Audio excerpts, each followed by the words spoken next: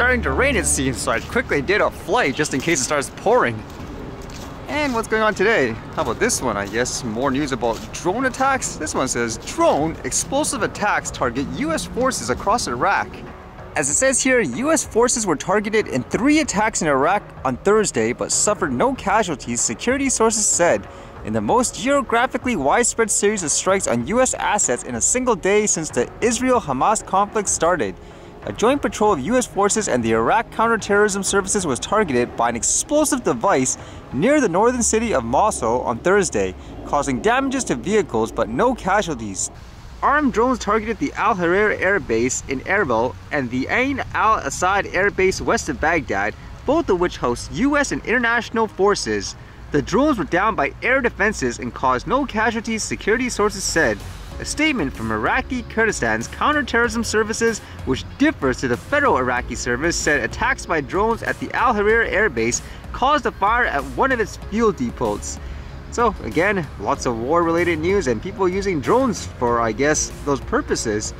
And how about this one, where initially before, if you guys remember, everyone said never use a drone near an animal, it gives them a heart attack. As expected, things change, huh? People want to use it in a good way too. This one says, AI and drones are helping scientists study secrets of elephant behavior. A biotech startup aiming to bring back the woolly mammoth is partnering with an elephant conservation organization to use drones and AI to track African elephants and study their behavior. The high-tech tools are increasingly being deployed to digitize forests, track elephants, reduce conflicts between people and lions, and record migrating birds. Colossal Biosciences and Save the Elephants are using a small fleet of drones with high-resolution and infrared cameras to observe African elephants in Samburu National Park in Kenya. In a national park too, huh? Although it makes you wonder in terms of them saying they want to, I guess, bring back the woolly mammoth. Should you do this, I guess, with science? Bring back an extinct animal in this case? But again, with all these pieces of news where people want to use drones now around animals, I guess it's okay, huh? When other people use it. They obviously want to do this incognito, so they say here, if the drone is making them behave in a certain way that's not elephant behavior, that's elephant times drone behavior. In a study, the African elephants, Hartman and his colleagues identified a way for a drone to approach elephants which don't have good sight and can't look straight up in the air at a 45-degree angle and slower speeds. So that's kind of interesting too. Even when I capture things for fun, for example, I see like an animal, you guys even say, hey, how come that eagle doesn't care, for example, when I have the drone there, because you have to capture it a certain way to let them know, hey, it's not something to be afraid of. They get used to it and then they're like, yeah, whatever. I would imagine it's kind of the same thing here. You want basically to be able to capture things where the animal feels it's in a natural environment, it's not afraid of anything, because that's how you get the true data and stuff, huh? And this person's been in the news a lot recently, and it makes you wonder actually when you read this story about the people that are, I guess, against him. This one here says, Mr. Beast builds 100 wells in Africa, attracting praise, some criticism. Donaldson's 10-minute video also showed him donating supplies to Kenyan schools such as new furniture, soccer balls, computers, whiteboards, and projectors, building a bridge across the river to safely connect a village with the local schools and hospital, and donating bikes to a village in Zimbabwe to help children get to school. Prominent activist Boniface Mwangi contrasted Donaldson's actions with those of Kenyan government, saying that, quote, "We are a shameful, horrible country, a begging nation governed by millionaires." He added on X, formerly known as Twitter, every 5 years we give newly elected members of parliament and senators SH5 million car grant fuel those cars every month, but we have no money to drill boreholes for our people. So the criticism is, hey, how is it this guy, for example, could go in a country and solve something immediately in that case, and the government that gets paid, I guess, so much money every year, they can't actually do that? So I guess that's where the criticism comes from.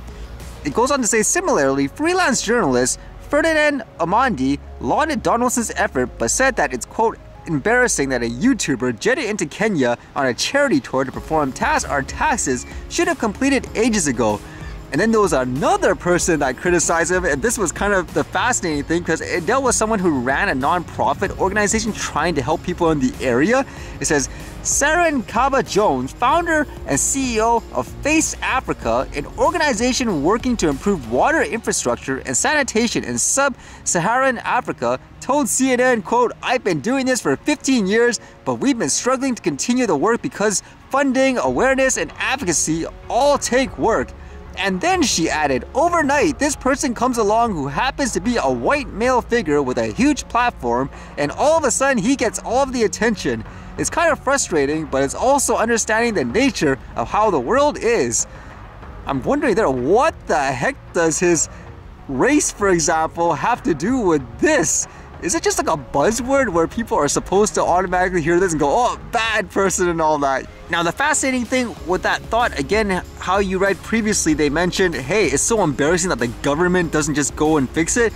And this non-profit organization, when you actually look at some of the reports on their, I guess, filings, it says here, in 2020, fiscal year ending December, their revenue was $131,258.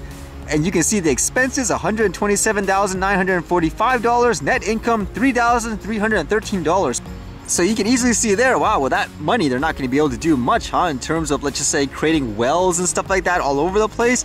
But then look at the compensation and stuff for key employees and officers, where this person here, Saren K. Jones, founder and CEO, $47,500. That's how much she got paid. Another person, Pauline Egan, $35,700. Doesn't that sound weird to you? Over 50% of the expense is all in salary here, and they're complaining, for example, oh, we can't help anyone. I mean, to me, that almost sounds like while they could generally want to help, it feels in this case it's more about making a living as well, like for themselves in this case. And in that regards, you can't really criticize the other person who's actually doing something. You could argue he's doing it to try to make money as well, because doing something good, being that, I guess, sensational, in turn, he gets revenues in different ways. For example, whether it's advertising, selling merchandise and all that. But looking at this, it just reminds me again how many times there are places and organizations where ultimately they just take people's money and they don't do much. That's why I say many times too, even when it comes to things like fake gurus and stuff like that, they can say, hey, they're on your side, they're doing this good thing, but ultimately, in a lot of cases, all they want is to take people's money, or they want to use it as a way to sell whatever it is they sell in their businesses, and they don't actually do much. To me, it just feels like it's more about the fact that if someone is actually doing something about it, not taking people's, let's just say, money and all that, then it kind of puts a threat on those in charge or on those who take people's money for these purposes. Because you would think here, hey, if this guy's doing it like that, why are they giving, like you, for example, all that money, electing these officials to do something that they're not doing? I think that would be more of the reason to criticize someone like that, because you don't want them to fix the problem. That's what it feels like anyways in many cases. A funny thought about that too, if I was in that position, I'd probably do the same thing in terms of using your money to try to do good in the world, try to find solutions for problems, because in many cases, just from my observation, there are issues that seem like they're so easily solvable in many ways, but people just don't want to do it.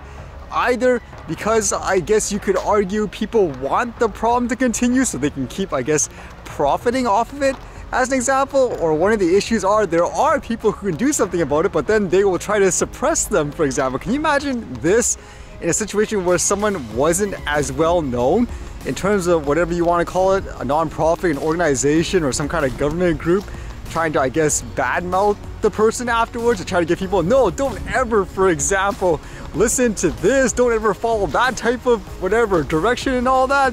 Because in many cases, it's the regular people who just use common sense and logic that could probably solve a lot of issues if they had, let's just say, the resources to do so. So I can imagine, like in those cases, no, make sure these people never get that. I even mentioned it before too, for things, for example, like drone regulations. I mentioned how arts and entertainment plays a huge role. You want to make, let's just say, people aware of a certain topic, like, hey, this doesn't make sense because in my opinion, you're not going to win when it comes to an issue where the mass majority, for example, don't know what the heck is going on. And at the same time, there's so much fake gurus, lobbyists, organizations and all that. It doesn't necessarily have to be taking money, for example, like this in the sense of a salary. It could be they're using it as a way to just push their business and products more too. And so in that case, again, you need people to do, let's just say, things that actually resonate to the mass majority to get attention, in my opinion.